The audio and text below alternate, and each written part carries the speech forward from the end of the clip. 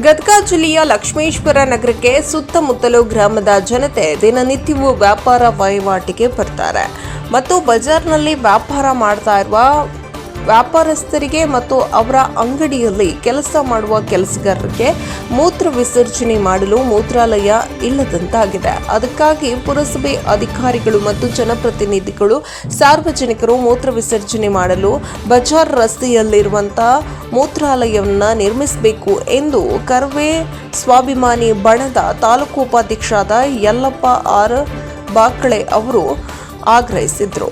ವರದಿ Veeranna ಅಡಪದ್, NKS TV4 Lakshmeshwar. ನಮಸ್ತೆ. ನಾನು ಕರ್ನಾಟಕ ವೇದಿಕೆ ಉಪಾಧ್ಯಕ್ಷ ಮಾತಾಡೋದು ಯಲ್ಲಪ್ಪ ಬಾಕಳೆ ನನ್ನ ಹೆಸರು. ಸರ್, ಇದು 92 ಹಳ್ಳಿಗೆ ದೊಡ್ಡ ಪಟ್ಟಣ. ಲಕ್ಷ್ಮೇಶ್ವರ 92 ಲಕ್ಷ್ಮೀ ತಾಲೂಕು ಅಂದ್ರೆ 92 ದೊಡ್ಡ ಹಳ್ಳಿ.